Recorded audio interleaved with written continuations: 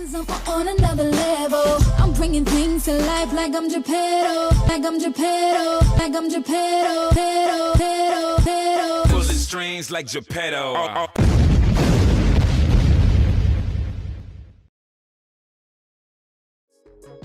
What's going on? What's going on, you guys? It's your boy Geppetto here, back again with another video in the building. How y'all feeling? Y'all staying safe in this corona? You washing your hands, washing your ass. I want to make sure y'all are safe. I have just been cranking out these videos like crazy. Been trapped in the house, going on 3 weeks now. So it actually inspired me to come back on camera and really take this YouTube thing serious. I need you guys to go ahead and share this video. But anyway, I consistently get hit up from you guys asking me, yo, Geppetto, I'm moving to Atlanta, or Geppetto, help me find an apartment, this, that, and the third. So as someone who I feel is an expert on finding apartments, because I've lived in Atlanta for a long time, I've rented several apartments, I'm going to give you the top 10 tips that you can use to find a great apartment in Atlanta. Check it out. All right, number one, never go apartment hunting or shopping in the spring or summer. Big no-no. So the best time to get your apartment is obviously in the fall or winter. I learned this after years of apartment hunting and shopping. Typically, all apartment complexes, especially here in Georgia, they raise the prices during spring and summertime because they just know you got money. So in the springtime, you get your taxes. Summertime is more convenient because people are out from school. Families are on summer vacation, so it's more convenient to move, and you're gonna pay that convenience fee. Because I'm talking about, it's the difference of hundreds of dollars. Like an apartment that you could see in the summer, let's just say for $1,300. In the fall or winter, that same apartment can drop down to like $900 because of the market value. So definitely, if you can, try your hardest to only rent in the fall or winter. That's when you try to get your apartment, because you'll get way more bang for your buck then. Find an apartment that's off the bus line. Again, I know that's not everybody's reality. Everybody doesn't have a car, but I'm gonna let you guys know this. If you guys are moving to Atlanta, you need a car. Atlanta is not like a New York or one of those places where you can just, rely on the bus and Ubers and stuff like that. Like, unless you plan on living in the actual city of Atlanta, you're going to need a car. And I mean, typically most of the apartments that are on the bus line, I'm gonna keep it real with you, a lot of them are ratchet. And look, I know it's a whole bunch of Atlanta people might come for me, but it is what it is. So I stopped staying in apartments that are on the bus line years ago. And you just kind of cut off that whole sector of, and I'm just keeping a buck. Most like the riffraff or whatever are limited if they don't have like a car. So yeah, it's a lot less foolishness with apartment complexes that are not on the bus line. So that would be tip number 2. Tip number 3. Don't trust these apartment complexes that got so much of these specials going on. A penny to move in, then 50% off your second month rent. And if a complex is having just way too many specials, and they're trying to rush you to move in, that's a red flag. And I think when I was younger, when I first started renting, I would be like, ooh, 2 months free rent. Hell yeah, I'm gonna move into this complex. And then it was ratchet as fuck. So I would definitely say, if you are seriously want someplace nice to lay your head at night and have that peace of mind, don't really trust these complexes that have a whole bunch of specials, because I've seen everything from you move in, you pay a penny your first month, you move in, you get a free, it was one crazy one I saw.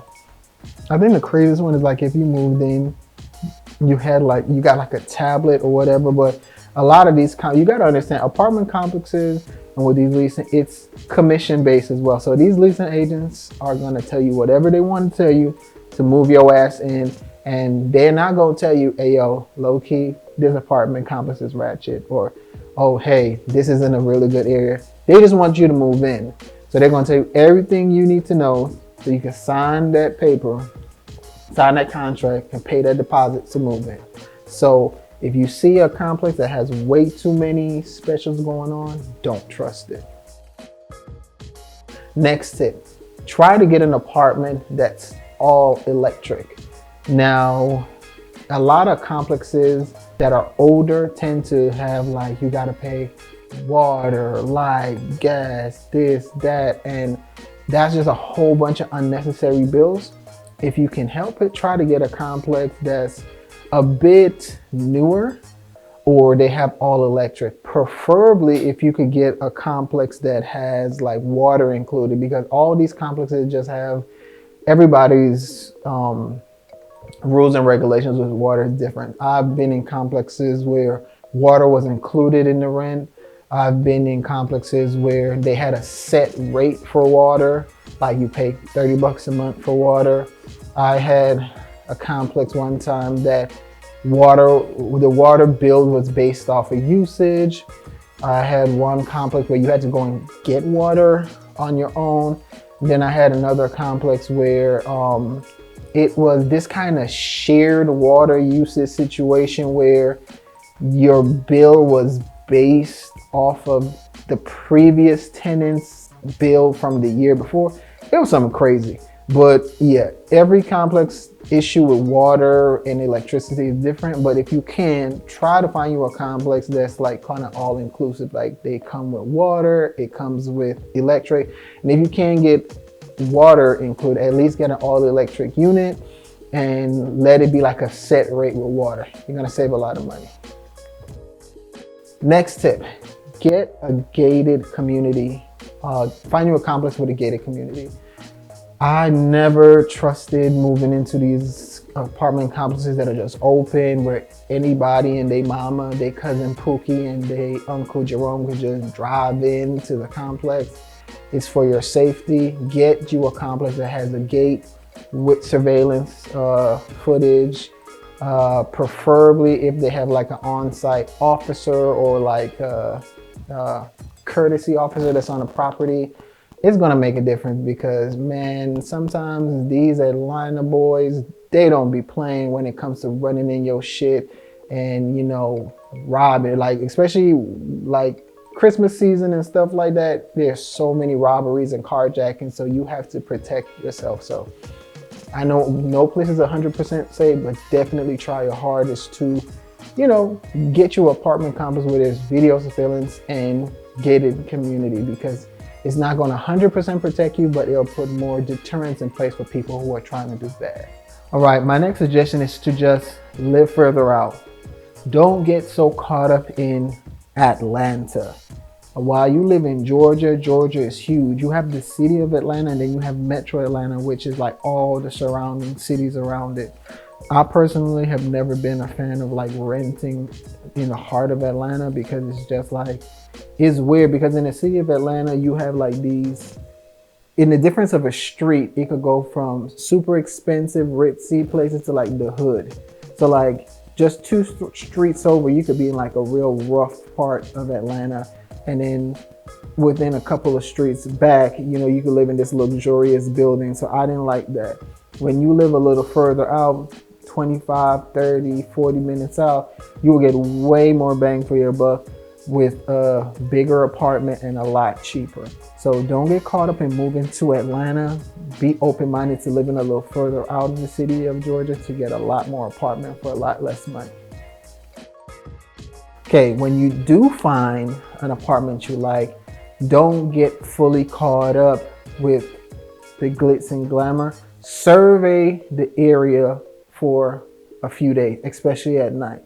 So if you find an apartment you like, you know, you did the tour, you love it and all that good stuff, come back later that night and drive around the area.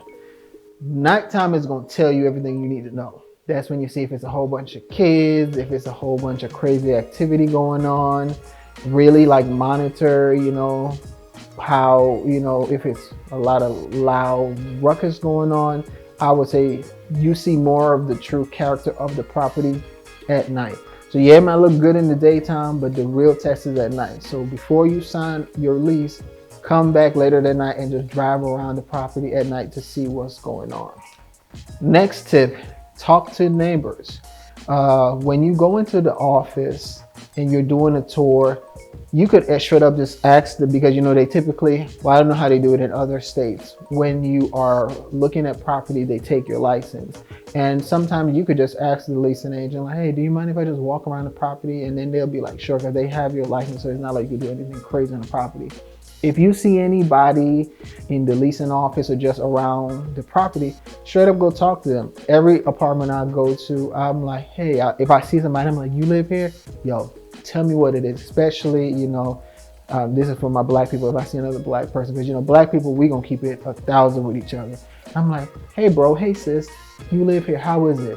And I remember one apartment I was about to move into, and it sounded good, but I was still kind of skeptical. And I saw this one sister walking, and I was like, hey sis, what you think about it? She like, do not move in here. It's roach infested. It's this. They done changed management 3 times. Whoop, whoop, whoop. And I was like, thank you, sis. That's all I need to know. And I went right back in the office and I took my money out. They're like, yeah, I'm not even gonna put in this application. Thank you. And they're like, but what? I'm like, I'm good. So definitely talk to people around the complex. Like, don't be afraid. It's not that time to be shy. Ask them like, yo, is it safe? How do you feel? How long you been living here? A good sign that a complex is, pretty decent place to live is if somebody was like, hey, I've been here 2, 3, 4 years, or, it's quiet, it's a lot of working people. Those are the kind of things you want people to be saying. But if you see a whole bunch of like ratchetness going on and everybody's telling you no, definitely don't move in. So talk to people you see around the property if you can. All right, this is number 9 for me personally. It might not be big to you, but if you want a more peaceful time renting an apartment, and this is just apartments overall, try to live on the top floor. I don't know what it is, but I've lived in one apartment where somebody was above me and it was a nightmare, and I swore I would never again. I know a lot of people don't like the whole hassle of moving to the 3rd floor or whatever, but yes, it might be a hassle moving in, but you're gonna have a lot less headache when you're living above someone, because man, it literally one time, I didn't know if I was living under some damn river dancers or people doing salsa merengue, but these people had the biggest concrete feet and they used to keep me up at night. So I always swore to myself, never again. Also, when you live on higher floors, it's harder for people to rob you, to be honest with you. I've noticed that since I've been always living on like top floors, I never really dealt with like people trying to break in or whatever, because you just gonna have to put in way too much effort to run down numerous flights of stairs to rob you or whatever the case may be, or try to break in. Not saying it can't happen, but it's just, it's more of a challenge. So definitely, if you prefer something different, that's cool, but definitely try to live on the top floor if you can. And last but not least, this is something that happens in Georgia. Again, I can't speak to other states or whatever. This is very important. This is definitely for my people of color. And this is not something that I just came to a realization of. This, I was actually told this from a leasing agent who is white and a leasing agent that is black. Now, when you move in, if you're a young black person or person of color, make sure that they don't stick you in the back of the property. I was talking to this girl who was a leasing agent, and she said, and I was moving into a complex, and she was like, yo, make sure they don't stick you in the back. And I was like, what do you mean? She said, I'm pretty sure complexes are not going to admit it, but she said that since she's been the leasing agent, whenever somebody like young and black applied and they was approved, they were almost always told to just take them and stick the young black or brown people, whatever, in the back of the complex. And I was just like, well, why would they do that? Typically, they want all the families or white people in the front, especially if it's a nicer complex, more in the front of the complex. So like when they're showing the property, people will see a lot of families, a lot of white people, people, I don't know, the optics. It's more of an optics thing. And I noticed that because my first 2 apartments when I was like stupid young, right out of high school, I lived in the back of the property, like the back of the property. And at that time, I didn't know I had a choice. I just kind of was like, oh, I got to prove they stick me, whatever. Now, if you don't mind living on the back of the property, that's cool. But I just know that's a tactic, especially the nicer communities. They love to do that. They love to just stick black people in the back of the property. So like you're not really seen. So definitely if you apply, make sure you tell them, I do not want a unit in the back of the property. I would like to live closer to the front, because that's something they do. I know white leasing agents even told me the same thing. He was just like, yeah, you know, it's not really cool, but they do kind of ask us to kind of like stick the minority, younger people in the back. So, you know, they don't see a whole bunch of like, I don't know, Cadillacs or lowriders in the front of the buildings. And so when they're pitching people to move in, the buildings in the front are like, you know, more family oriented families or like white people. So yeah, if you're a person of color looking for apartments in Atlanta and you get approved, be very adamant, like, do not stick me in the back. I want to choose where my apartment is. I either want to live in the middle or in the front of the complex. Don't stick me all the way in the back. Okay, those are all the tips I have for you. Hope that helps. I'm in here just trying to crank out these Corona videos. I'm saying Corona videos, just crank out videos for y'all. Y'all keep hitting me up and I really appreciate all the love and the support. I'm really gonna stick to a schedule of every Tuesday and every Thursday I'm gonna upload a video. I just need y'all support so I can do this full time. So you better like, comment, subscribe, send it to about 10, 20 of your friends. Shit, we ain't doing nothing, we just Corona and you know what I mean, quarantining and chilling. So, you know, subscribe to your boy. All right, follow me on Instagram at itsgeppetto, and I will come back to y'all later.